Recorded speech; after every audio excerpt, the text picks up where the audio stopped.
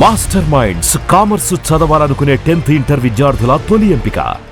మంత్రి కందుల దుర్గేష్ ఇలాకా నిడదవోలు నియోజకవర్గంలో మట్టి మాఫియా రెచ్చిపోతోంది. తూర్పుగోదావరి జిల్లా కోరుమామిడిలో కూటమి నేతలు అక్రమ దందా చేస్తున్నారు. 120 ఎకరాల ఆ చెరువులో మట్టిని తవ్వేస్తూ పగలు రాత్రి తేడా లేకుండా లారీలతో మట్టి తవ్వకాలు చేస్తున్నారు. పశ్చిమ గోదావరి, ఏలూరు జిల్లాలోని పలు ప్రాంతాలకు అక్రమంగా రవాణా చేస్తూ కూటమి నేతలు సొమ్ము చేసుకుంటున్నారు. లారీ లోడుకు 4,500 నుంచి 2,500 వసూలు చేస్తున్నారు. అక్రమ మట్టి తవ్వకాలను రెవెన్యూ, ఇరిగేషన్ అధికారులు పట్టించుకోవట్లేదు. పూడిక తీత, గుర్రపు డెక్క తొలగింపు పేరుతో మట్టి దోపిడీ చేస్తున్నారు కూటమి నేతలు.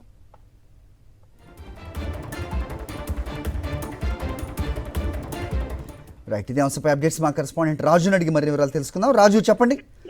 సో రాష్ట్రం అంతా ఏదో ఒక చోట ప్రతి నిత్యం ఈ మట్టి మాఫియా రెచ్చిపోతున్న సిచ్యువేషన్ ఏంటి మీ దగ్గర పరిస్థితి? ప్రధానంగా చూసుకునే కనుక తూర్పుగోదావరి జిల్లా నిడదవోలు నియోజకవర్గంలో కూడా ఎవరైతే మంత్రి కందుల దుర్గేష్ ఉన్నారో ఆయన నియోజకవర్గంలో మట్టి మాఫియా రెచ్చిపోతుందని చెప్పండి.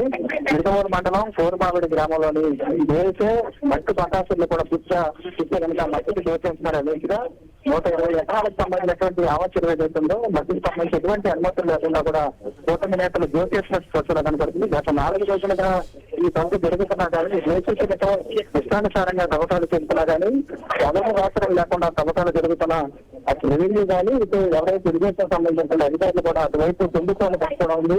చూస్తే కనుక పశ్చిమ గోదావరి, ఏలూరు జిల్లాలకు సంబంధించి పలు ప్రాంతాల్లో కూడా చెప్పర్లు చూస్తే కనుక చెప్పరికి 4,500 కానీ లారీలకు సంబంధించి 2,500 ధరతో కూడా ఇటుక బస్తీలకు యథేచ్ఛగా మట్టిని కూడా చెల్లిస్తున్నారు.